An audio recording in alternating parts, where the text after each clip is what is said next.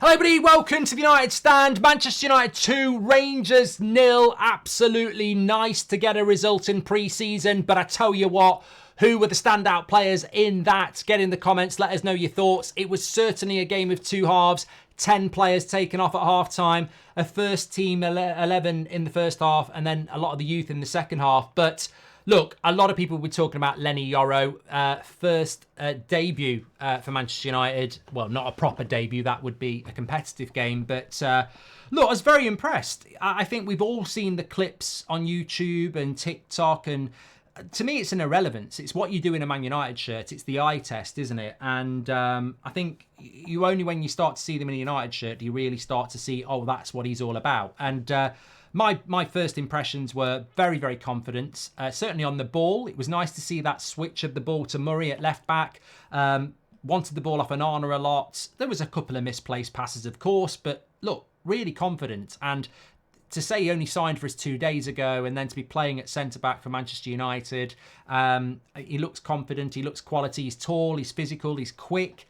Yeah, there was a couple of times where he wasn't touch tight on his striker. There was one where he got spun and he had the shot. But, I mean, it's pre-season. I'd expect that. And what I would expect now is that that's a really good performance to get out the way. And, you know, you grow over the next few weeks. And, of course, with Yoro, he actually is the only centre-back with Johnny Evans who's fit and available at the moment. You know, Maguire, Lindelof, not available at the moment. De Ligt's not here. And Martinez is obviously on his holidays at the moment. So for Yoro, it's a nice opportunity to get involved and start to, you know, get accomplished. Because normally as a signing, you'd come into an established setup and, you know, get a few minutes here and there. So I was very pleased with Yoro and, yeah, certainly something to build on. In relation to the game itself, I mean, look, AMAD's the standout player in the first half. I thought he was absolutely fantastic. And I suppose what I would say about AMAD, and please do get in the comments because this is relevant. You know, Sancho played today. But how would you rank our 5 wingers, Rashford, Antony, Sancho, Garnacho and AMAD? Because going into the season, I don't think we can take those 5. There's a lot of wages there. And I think we've got to look at moving 1 or 2 of them on. So who's your top 3? Because I want to know in the comments what your thoughts are. But when we think about AMAD, I actually think he was really unlucky not to play in the FA Cup final. And I think some people see it as an audition for AMAD. But I think actually, if we're being fair, he's gone beyond that audition. He was patient last season. He had to wait for his chance. Even Ten Hag acknowledged that he was probably ready from February, but he had to wait until April. He took that chance, and he was building a momentum at the end of last season that he's clearly took into pre-season. And I just think that he is the one winger we've got, potentially with Garnacho, if he can add it to his game, who has a creative mindset. The second the goal was brilliant, absolutely brilliant. He's got every right to hit that, and it was a brilliant hit. But just before half-time, he's in exactly the same position. And he doesn't shoot. He lays it off to Sancho, who should have scored. Now, if that was Antony or Rashford, they'd shoot again. I've got my eye in. I'm going to shoot again. But he doesn't. And he also played that cut back to Wheatley, who should have scored. So when you reflect on it, AMAD could have had 2 assists and a goal, which would have been a flawless performance. But what he genuinely did bring, and it would be something I would be saying if I was Ten Hag to some players individually, if you look at that AMAD performance, why is he performing at that level and you're not?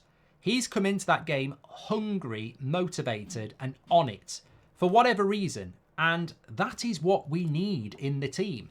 You know, I look at Casemiro's performance in that first half, and again, it was very hit and miss for a player that's won Champions Leagues, played for Brazil.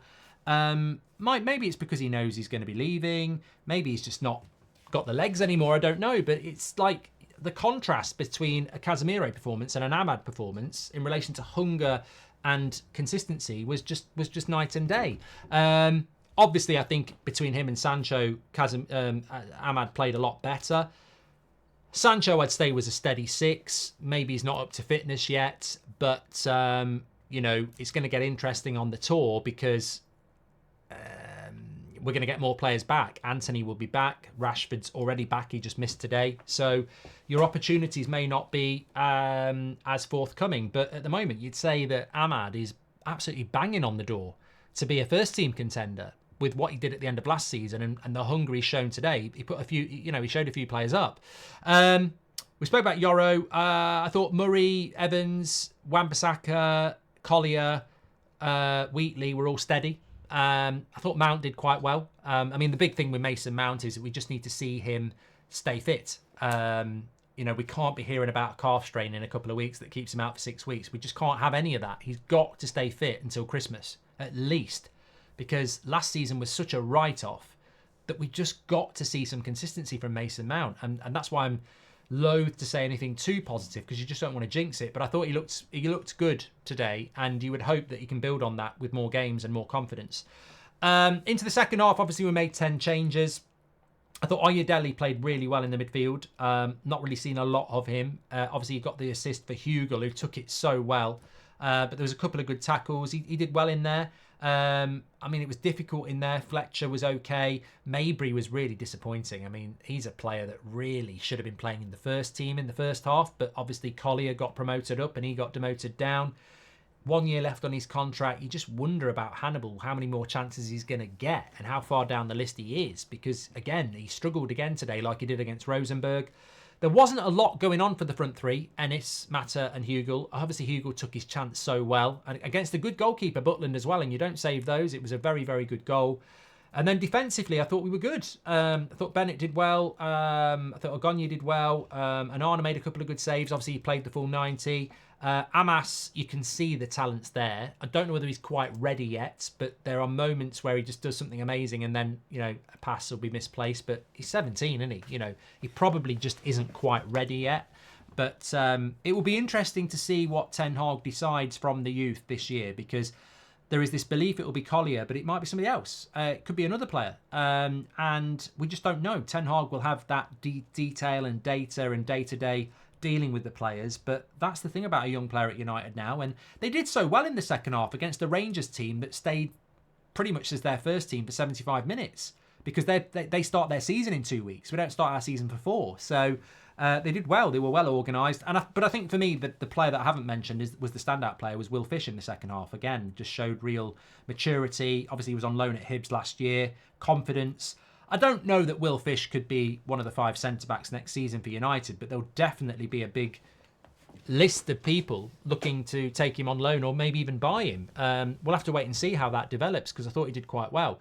But yeah, all in all, nice for United to get a win. And after Ten Hag, what he said against Rosenborg, I think he'd be very, very happy with that as well.